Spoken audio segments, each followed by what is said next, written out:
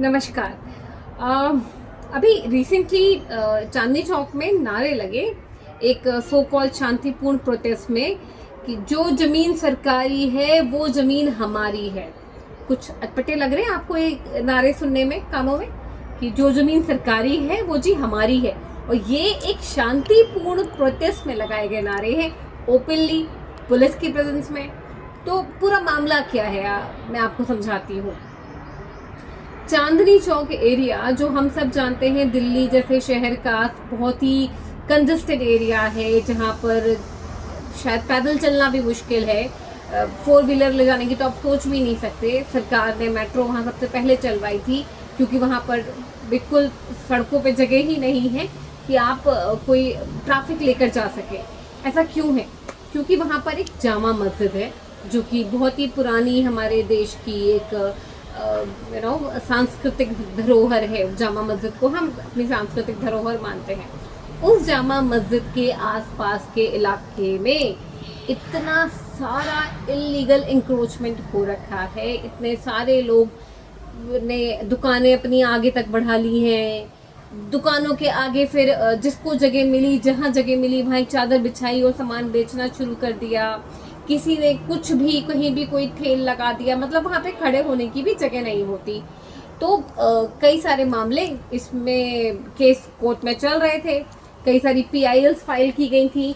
तो एक PIL file की गई थी चांदनी चौक सेवा व्यापार मंडल के द्वारा, जिस पर 27 जनवरी 2026 को दिल्ली हाई कोर्ट की division bench led by chief justice DK Upadhyay and justice Tejas Kania ने एक अपना ऑर्डर दिया, जिसमें उन्होंने एक कमेटी गठित करने के लिए बताया, निर्देश दिए कि उस कमेटी में सभी civic agencies like police, MCD और जो भी इस तरह के मामलों में इन्वॉल्व लोग होते हैं सिविक एजेंसी वाले, वो सब इस कमेटी के पार्ट बनेंगे, जिससे कि डे टू डे एवेल्युएशन हो सके कि क्या काम हुआ है, किस काम में क्या परेशानी आई है। और ये इलीगल इंक्रोचमेंट पर एक सर्वे करने का आदेश दिया था, केवल हटाने का आदेश नहीं दिया था। और इसकी अगली सुनवाई, अगली हियरिंग 24 फरवरी को होनी थी, पर 24 फरवरी को अगली हियरिंग वाले दिन ये आंदोलन चांदनी चौक के लोगों ने कर दिया। अब चांदनी चौक के लोगों ने किया या बाहरी लोगों ने किया ये तो कुछ पता ही नहीं लगता, क्योंकि सब एक पर्टिकुलर मजहब के लोग थे और उस मजहब के वो टोपी वाले लोग थे जिन्होंने ये आंदोलन किया। और आप समझ ही गए होंगे मैं किस तरफ इशारा कर रही हूँ। और इसमें जो वहाँ के पार्षद हैं बीजेपी के, श्री सुमन गुप्ता जी, उन्होंने बयान भी दिया कि उस आंदोलन में यहाँ के लोकल निवासी कोई नहीं थे। अब ऐसा कैसे हो सकता है कि बिना किसी भी लोकल निवासी के इतना बड़ा आंदोलन हो गया हो। और उसमें ये नारे, ये अभद्र नारे लगे कि जो भी जमीन सरकारी है वो जमीन हमारी है।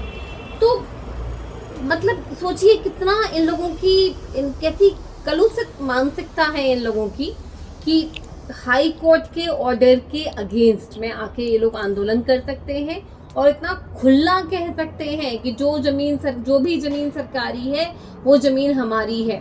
तो इससे इनकी इंटेंट का पता चलता है कि और इससे इनकी कलुषित मानसिकता का पता चलता है कि इन्हें देश के रख रखाव में कोई इंटरेस्ट नहीं है, केवल देश को हथियाने में इंटरेस्ट है। इन्हें हाई कोर्ट का भी सम्मान नहीं है। 24 फरवरी को जो हियरिंग होनी थी उसमें फाइनली क्या हुआ इसकी जानकारी अभी तक पब्लिक फोरम पर नहीं आई है। जैसी आएगी मैं आप लोगों के साथ शेयर करूंगी ज़रूर। लेकिन आज मुझे केवल यही कहना था कि यार ये लोग ऐसे कैसे काम करते हैं कि जो भी जमीन सरकारी है वो जमीन हमारी है। फिर वक्फ बोर्ड के पर जब एक बिल बनाया जाता है तो उसमें दिक्कत हो जाती है कि भाई ये तो हमसे सब कुछ छीना जा रहा है। छीनने की प्रवृत्ति तो आपकी है ना, आपकी कोशिश ही है कि आप देश का, दूसरों का सब कुछ छीन लो। अगर इसी स्लोगन को हम रिवर्स कर दें कि जो भी जमीन आपकी है वो जमीन सरकारी है, फिर क्या होगा आपका? तो जरा इस बारे में आप बताइएगा, आपकी क्या ओपिनियन है, आपको क्या लगता है। Thank you so much. जय श्री राम।